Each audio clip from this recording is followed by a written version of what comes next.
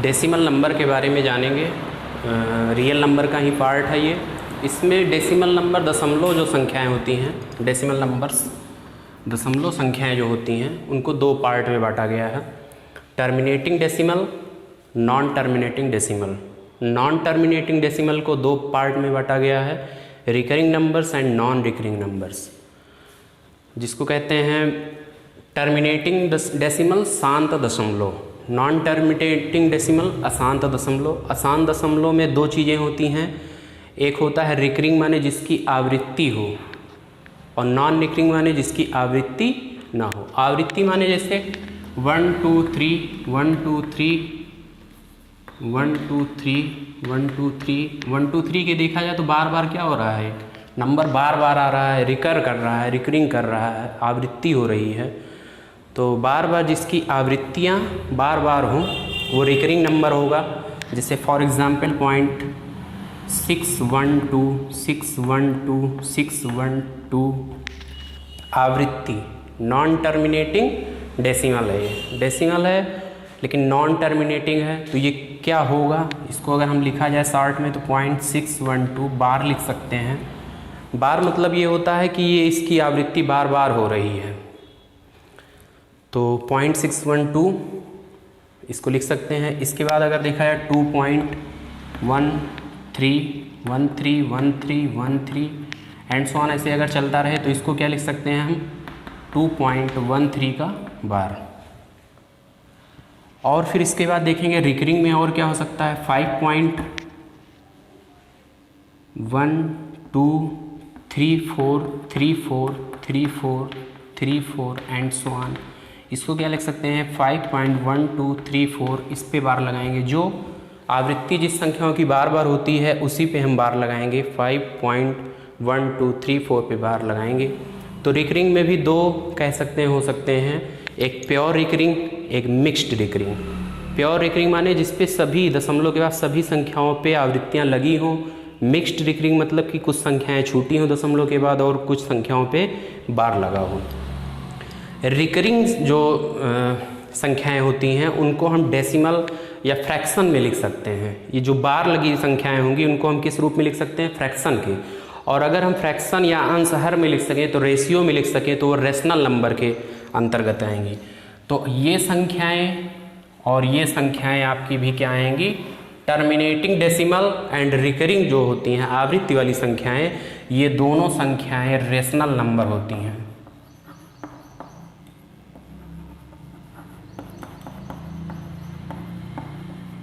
ये ध्यान रखना है आपको। टर्मिनेटिंग मीन्स क्या होता है, जैसे 1/3 हो गया। 1/3 को देखा जाए तो इसको डिवाइड करेंगे 3/1.033 जा 913033, बार बार यही संख्या आएगी। तो रिकर कर रहा है लेकिन एक बार ही, तो 0.3 का बार लिख सकते हैं इसको। या इसको अगर हम लिखाएं तो 1/3 भी लिख सकते हैं, 0.3 का बार आवृत्ति हो रहा है ये। तो ये क्या हो गया आपका टर्मिनेटिंग डेसिमल। लेकिन यहाँ पे आवृत्ति ये होगा नॉन टर्मिनेटिंग आवृत्ति हो जिसमें, इसमें टर्मिनेटिंग में ये आवृत्ति नहीं होती है। टर्मिनेटिंग पे फॉर एग्जांपल अगर देखा जाए तो आप देखेंगे 3/4 है, जिसका मतलब जो रुक जाए, शांत हो जाए, 3/4 है। 3/4 का अगर हम करेंगे तो कितना हो जाएगा, यहाँ पे 4/3.0 हो जाएगा। 4 7 जा 28, 2 4 5 जा 20, तो ये आ गया 0.75। यहाँ पे बार नहीं लगा है, ये शांत हो गया है, तो इसको क्या कहते हैं, शांत दशमलव। और इसको हम किस रूप में लिख सकते हैं, तो वे दशमलव संख्याएं जो शांत हो जाएं या जिसका पूरा पूरा विभाजित हो जाए दशमलव के बाद और फ्रैक्शन रूप में लिखी हो, रेशियो के रूप में लिखी हो, रेशनल नंबर्स कहलाती हैं। फॉर एग्जांपल एक और देख सकते हैं 5/8, इसको सॉल्व कर लिया जाए 8/5.0, 8 6 जा 48, 2 0 हो जाएगा, 16 4 8 5 जा 40, तो कितना आ जाएगा ये 0.625। ये आपका क्या हुआ, शांत हो गया है। तो शांत दशमलव को हम किस रूप में, फ्रैक्शन लिख सकते हैं, अतः इसको हम क्या कहेंगे, रेशनल नंबर कहेंगे। इसको जो बार लगा है इसको भी हम फ्रैक्शन के रूप में लिख सकते हैं। इसको फ्रैक्शन के रूप में लिखने का एक ट्रिक भी है, तरीका भी है और एक थ्योरेटिकल मेथड भी है, वो आप सीखेंगे आगे चल के। जैसे अगर कहीं 1/3 लिखा है तो इसको क्या कहेंगे 0.3333 एंड सो ऑन, क्या हो जाएगा ये 3 का बार हो जाएगा, ये 0.3 का बार हो जाएगा। या इसको क्या लिख सकते हैं 3/9 भी लिख सकते हैं, कट के 1/3 ही आ जाएगा सेम। तो फ्रैक्शनल पार्ट में ये बढ़ जा रहा है, जो आवृत्ति वाली चीज़ें हैं वो फ्रैक्शनल पार्ट में बढ़ जा रही हैं एटलीस्ट। तो इन बार वाली चीज़ों को फ्रैक्शन जो आवृत्ति होगा वो उसको हम फ्रैक्शन रूप में लिख सकते हैं, इसलिए इसको रिकरिंग कहते हैं। आवृत्ति नॉन टर्मिनेटिंग डेसिमल होता है ये, नॉन टर्मिनेटिंग। अगर नॉन टर्मिनेटिंग डेसिमल और रिकरिंग नंबर है तो वो रेशनल नंबर होता है। फॉर एग्जाम्पल इसको कह सकते हैं अशांत।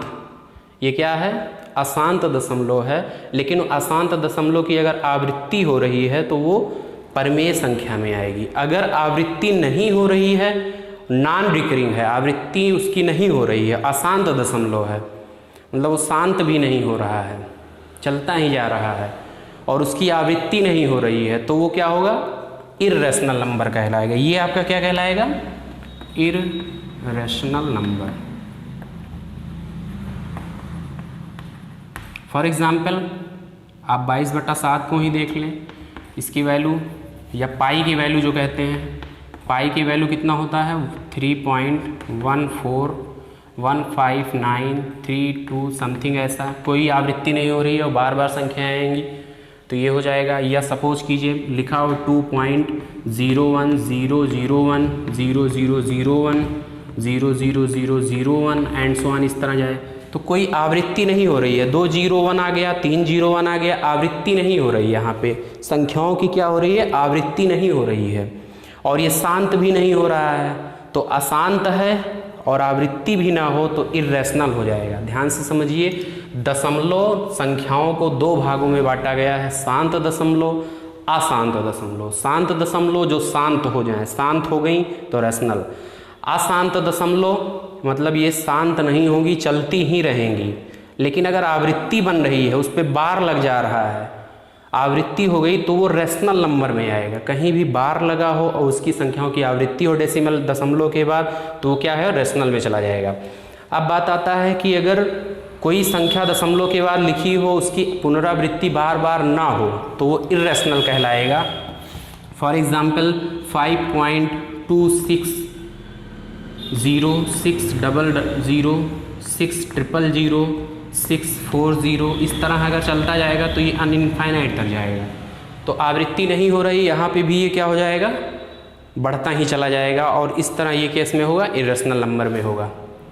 तो ये आपका हो गया पूरा रियल नंबर क्लियर हो गया। रियल नंबर क्या होता है, वास्तविक संख्याएं क्या होती हैं, वास्तविक संख्याएं परिमेय संख्याएं और अपरिमेय संख्याओं को ले लिया जाए तो वो वास्तविक संख्याएं होती हैं। काल्पनिक संख्याएं क्या होती हैं, जिसपे अंडर रूट में नेगेटिव नंबर्स लिखे हों वो काल्पनिक संख्याएं होती हैं। फिर रेशनल नंबर में कौन कौन से नंबर आते हैं हमने बता ही दिया है कि नेचुरल नंबर आते हैं, होल नंबर्स आते हैं, प्राइम नंबर आते हैं, कॉम्पोजिट नंबर आते हैं, टर्मिनेटिंग डेसिमल आते हैं, नॉन टर्मिनेटिंग डेसिमल में रिकरिंग आता है ओनली, नॉन रिकरिंग नहीं आता है। तो ये पूरा रियल नंबर के बारे में आप जान चुके हैं। अब इसका हम रेशनल और इरेशनल को नंबर लाइन पे कैसे शो करेंगे ये अगले वीडियो में आप देखेंगे और ये पहला चैप्टर आपका क्लियर होगा और उसको हम अपरिमेय संख्याओं को भी नंबर लाइन पे कैसे देखेंगे और कि उसका वैल्यू कैसे निकाला जाएगा ये सीखेंगे। तो बहुत बहुत धन्यवाद, आज के लिए इतना ही।